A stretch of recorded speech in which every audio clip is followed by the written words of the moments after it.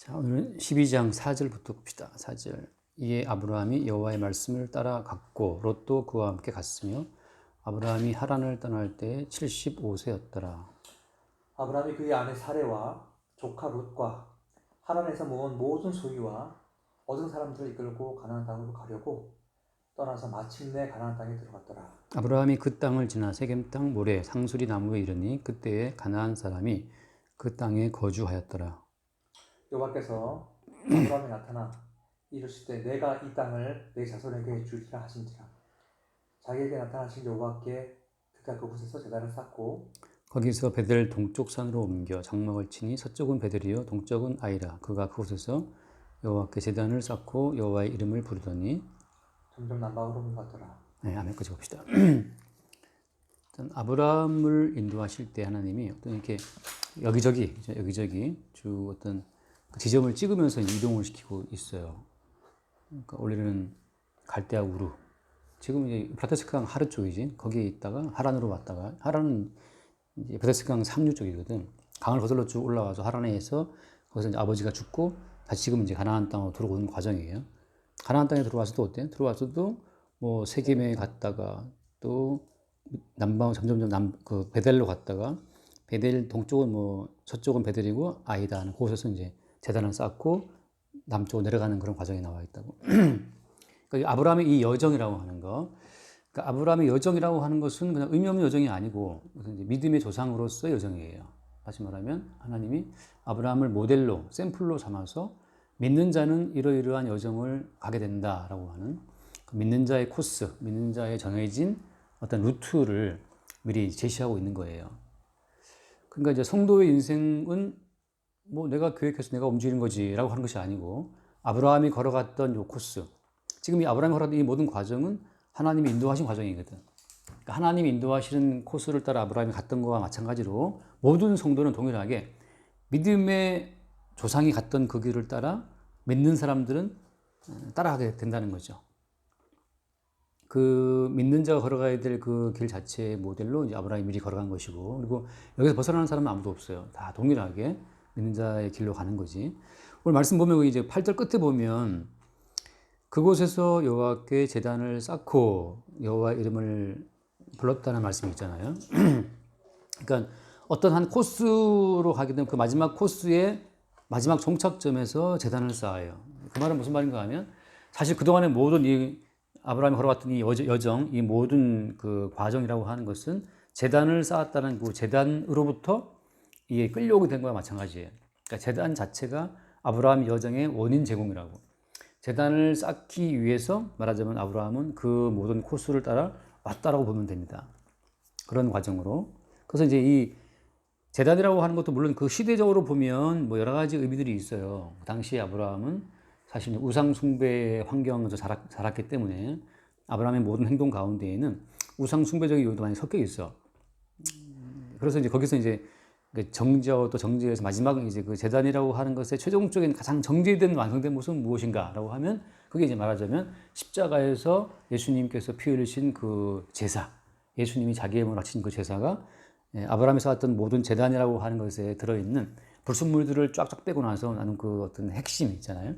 그 핵심 자체는 예수님의 십자가의 제사예요. 십자가에서 자기 몸을 드리는 그 제사가 아브라함이 보여지는 모든 제단을 쌓고 이름 부르는 그 제사의 알맹이라고 하는 거지.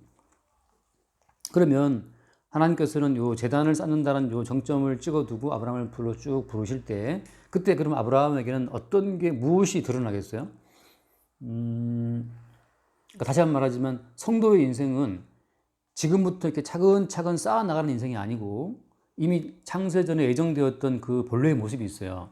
그 본래의 모습에다가 딱 그 목표점을 찍어 놓고 나서 지금 우리를 부르시는 과정이라.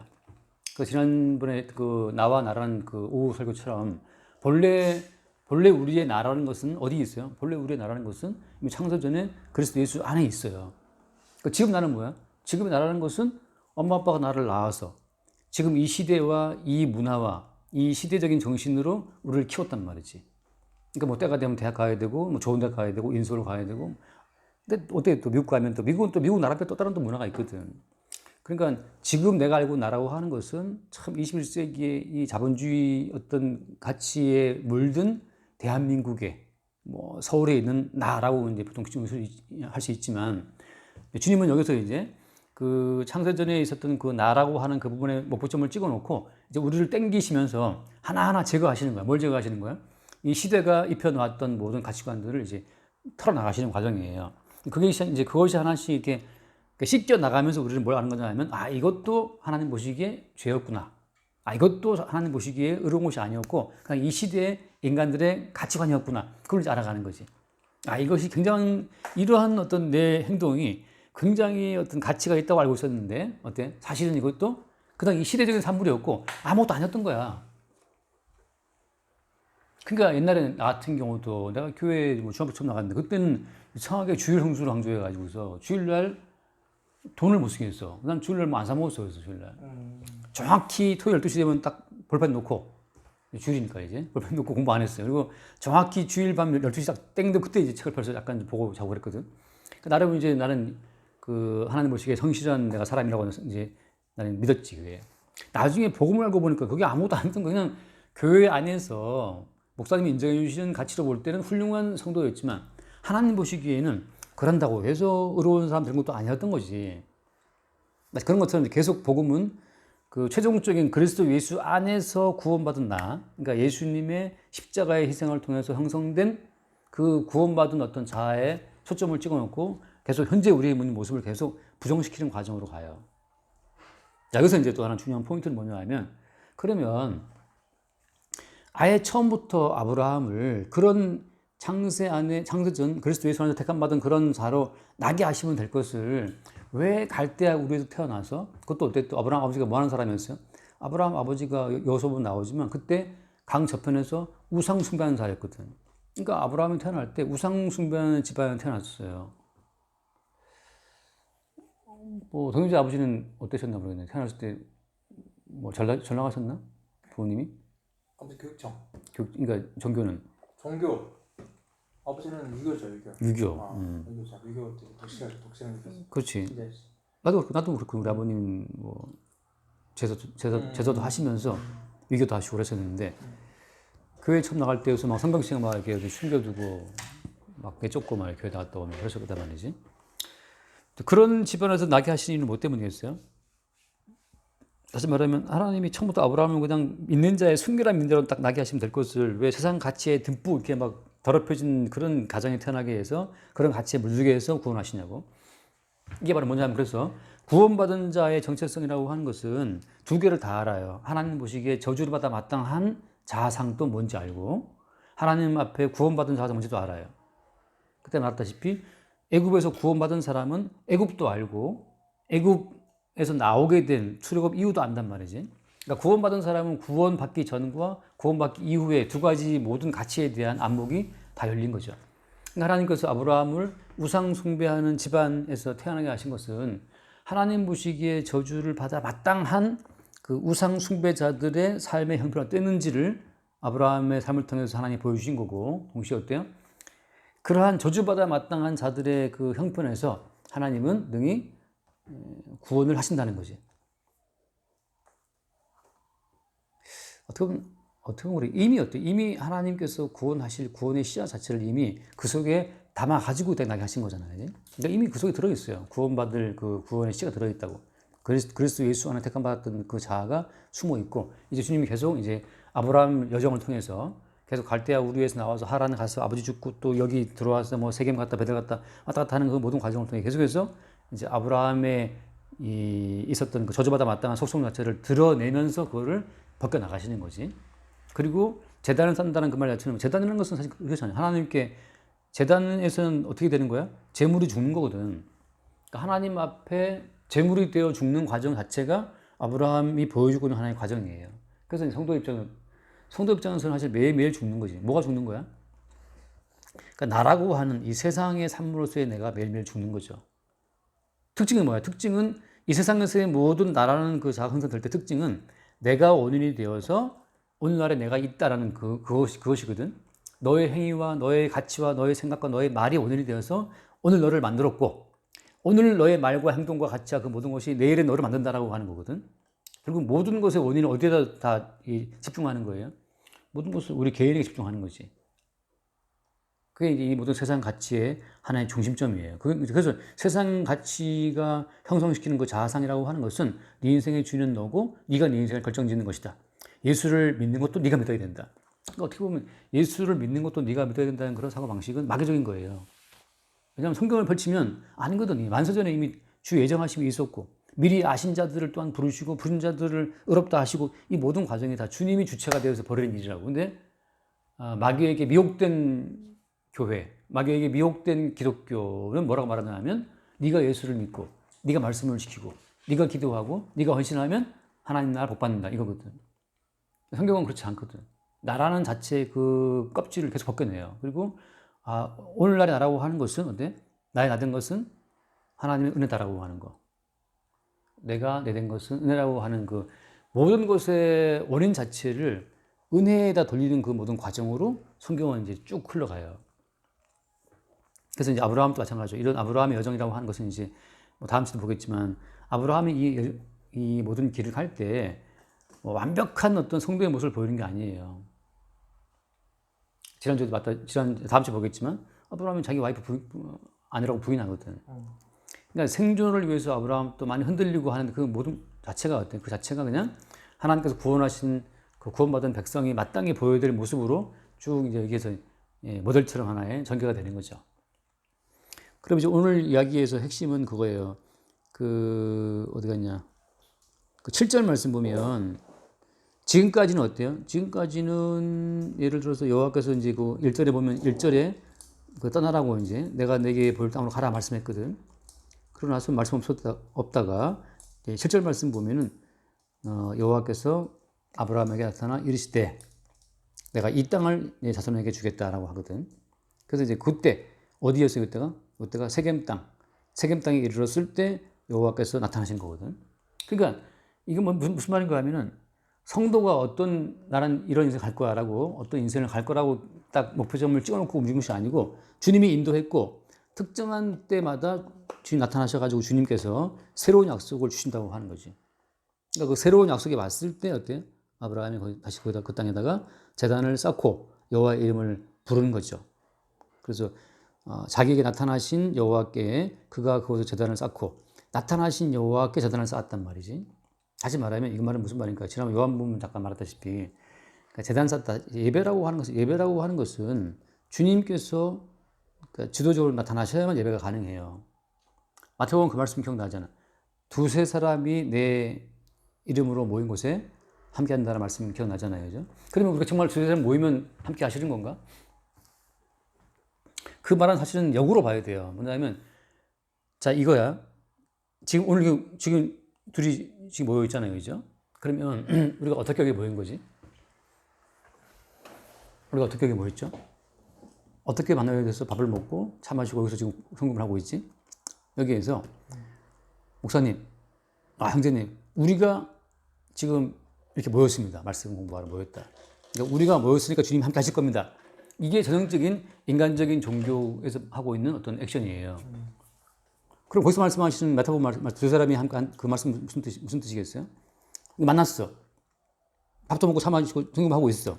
여기서 이제 오늘 우리가 이게 만나서 밥 먹고 차 마시고 성금하는 이 모든 자체가 이것이 주님께서 이렇게 우리를 모이게 하신 겁니다라고 할 때 우리가 원인이 되어서 모였으니까 이제 주님 함께 하세요. 우리가 원인이 되었으니까 주님은 결과를 만들어내라고 말할 때 이것은 종교예요. 그럼 성경에서 말하는 참된 믿음의 말은 뭐냐면 이렇게 모이는 자체가 이게 주께서 이렇게 내 마음에 감동을 주셨고 만나게 하셨고 또 오다가 뭐 차 막히면 못 올 수도 있지.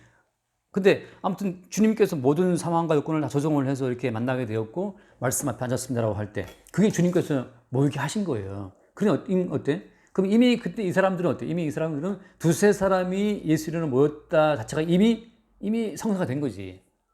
왜? 모이는 그 순간부터 이미 주께서 우리 이렇게 모이게 하셨군요라는 고백이 있으니까. 그러니까 어때요? 결국 모든 원인 자체가 주께 있는 거지. 우리는 어때? 주님이 일하신 결과물로 여기 앉아 있는 거지. 그래서 어때? 우리 된 것은 주의 은혜입니다라고 말할 수 있는 거예요.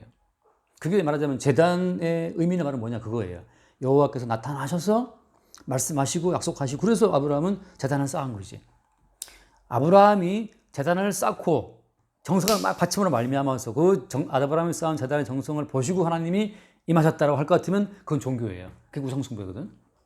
그러니까 우리는 제단을 쌓고 정성을 드릴 테니 하나님이든 뭐든 있으면 나타나서 좀 복을 줘봐라고 하는 게 이제 우상숭배라고. 근데 오늘 말씀은 여호와께서 나타나셔서 말씀하시고 약속하시고 그래서 아브라함은 제단을 쌓은 거예요. 그런 식으로 모든 게 흘러가. 뭐 다다음 한참 뒤에 보겠지만 항상 주님께서는 근데 기도하라 말씀하잖아요. 기도하라 말씀하실 때에도 이미 약속을 다 주신 다음에 약속에 근거해서 기도를 하게 하시거든. 그러니까 모든 것의 주도권 자체를 항상 주님께 있다는 것을 주님이 알게 하시면서 이제 일을 하신다는 거죠. 그래서 오늘 마찬가지 말씀인데 그래서 제단을 쌓았다라고 말할 때는 왜 쌓은 거예요? 주님이 나타났기 때문에. 그래서 이 제단을 쌓았다는 고백은 말하면 무슨 고백이냐 하면 현재 여기 세겜의 땅이었는데 세겜에 아브라함이 있는 것은 내가 내 노력으로 인생을 살아왔기 때문이 아니라 약속의 말씀으로 나를 부르신 그분이 여기 세겜 땅에 나를 있게 했습니다라는 고백이 뭐로 드러난 거예요? 제단으로 드러난 거예요. 그래서 어때? 사도 바울 같은 경우는 자기가 뭘 자랑한다고 이야기해요? 십자가에 못 박히신 것 외에는 자기를 모른다 그랬고 십자가만 자랑한다고 말을 하잖아요. 그거 왜 그러냐 하면 십자가에 죽으신 예수님의 그 희생이 에너지가 되고 원동력이 되고 근원이 되어서 지금 오늘날 나를 여기 있게 했다라는 고백을 하게 한다고. 그러니까 결국은 내가 여기 앉아 있는 곳은 십자가에 죽으신 예수님 때문에 그분의 희생이 원인이 되어서 여기 앉아 있다라는 말을 고백하게 되는 거라고. 자, 근데 바울이 말한 그 고백은 사실은 이 땅에서 보면 좀 약간 어이없는 말이에요. 왜냐하면 이 땅에서는 그 자랑거리가 굉장히 많거든. 돈 많이 벌면 돈 자랑할 것이고, 카카오톡, 김범순과 그 사람 돈 많이 벌었다니, 자랑할 것이고, 자랑할 게 많아요, 이 땅에서는. 성공신화가 많다고. 근데 사도 바울이 십자가를 자랑한다고 십자가가 자랑거리가 되나, 근데? 십자가가 자랑거리가 되는 유일한 장소는 어디야? 결정된 장소는? 십자가가 자랑거리 될 수 있는 유일한 장소는 심판대 앞이에요. 심판대 앞에서는 김범수가 몇백을 벌어도 소용없어요. 빌 게이츠가 몇 조 원 벌어도 소용없어. 몇 조 원 끌어안고 지옥 들어가는 거예요. 그러니까 그 몇 조 원이라는 것이 그것이 김범수에게 생명에 대한 김범수는 미안하지만 아무튼 그 부자한테 도움이 돼야 하는데 도움이 안 돼요. 하나님의 최후 심판 앞에서는 유일하게 그리스도 예수의 십자가만이 유일하게 심판을 이기는 근거가 되기 때문에 내게 십자가가 있다? 그것은 모든 심판을 이기는 유일한 근거야. 그것만을 자랑거려야 된다고. 얼마 돌아가신 조 목사님처럼 교인이 70만 명이야. 70만 명 교인이 모여서 데모한다고 해서 하나님께서 예를 들어서 지옥 갈 사람을 천국으로, 천국 갈 사람을 지옥으로 그렇게 변동시키지 않아요. 숫자가 많다고 해서 물론 그러면 좋아. 미국의 대통령 인구 3억이라고 쳐. 3억 인구와 투표하면 그 사람 천국 가나? 아니거든요. 지금 이재명 씨가 높나 지지율이 그들을 지지한다고 해서 이재명이 천국 갈 수 있나? 아니거든요. 지금은 뭘 자랑해서 그들이? 지지율을 자랑하지. 지지율이 힘이지. 아무도 그들을 건드릴 수 없지만 하나님의 심판대 앞에서는 어때요? 유일한 심판을 이기고 자랑할 수 있는 자랑은 십자가밖에 없어요. 그러니까 바울이 말한 그 모든 고백은 어때? 그건 현세와 내세를 관통해서 모든 걸 관통하는 핵심 중앙에 뭐가 있어요? 예수의 십자가가 있어요. 그래서 아브라함 쌓은 제단이라고 하는 것은 그걸 말하죠. 나의 나된 것은 내가 갈대아 우르를 떠나서 인생의 수많은 여정을 거쳐 여기까지 오게 된 것은 내 어떤 개인적인 공로와 노력이 아니고 나를 부르신 주님의 은혜라는 사실을 고백하는 제단이 되는 거죠. 마찬가지로 성도는 뭐야? 평생을 살았지만 내가 천국 가고 지옥 가고 하는 것은 내게 있지 않아요. 마지막 순간에 나를 대신해 죽으신 예수 십자가에 있다는 것을 고백하는 그 십자가가 최후의 심판을 이기는 유일한 성도의 자랑거리지.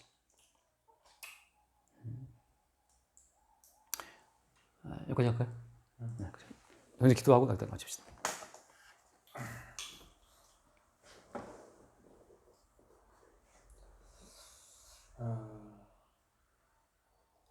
주님 감사합니다. 저희가 살아가고 존재하는 이 모든 것의 원인이 저희의 노력과 의지가 아니라 오직 그리스도이심을 깨닫게 해주신 참으로 감사합니다. 나의 나된 것이 오로지 주의 은혜라고 고백할 수 있는 믿음이 있기를 바라고 오직 예수 그리스도의 그 이끌리심이 주님 저희가 각인될 수 있도록 좀 믿음을 더하여 주옵소서. 아멘. 예수님 이름으로 기도합니다. 아멘. 주님 감사합니다. 아무것도 모르는 우상 숭배 환경에서 태어난 그 아브라함을 오직 일방적인 주님의 의지로 끌어내시고 그 아브라함 인생을 통해서 주님이 인도해 가시는 믿는 자들의 모든 삶의 여정을 미리 보이시니 감사합니다. 아멘. 성도의 마지막 여정이 제단에서 종결되는 것처럼 지금 우리 모든 삶의 마지막 고백이 그리스도 예수의 못 박히신 십자가가 될 수 있도록 인도하여 주옵소서. 예수와 함께 이미 죽은 자들만이 하나님의 최후 심판을 통과하여 영생에 이를 수 있음을 알게 하시고 이 땅에서 우리가 자랑하고 싶은 모든 자랑거리들을 매일매일 쳐서 부스러뜨려 주시고 오직 우리의 자랑이 예수의 십자가밖에 없음을 우리 가운데 늘 새롭게 확인시키시고 나타내 주시옵소서. 아멘. 우리 주 예수 이름으로 기도드립니다. 아멘. 알겠습니다.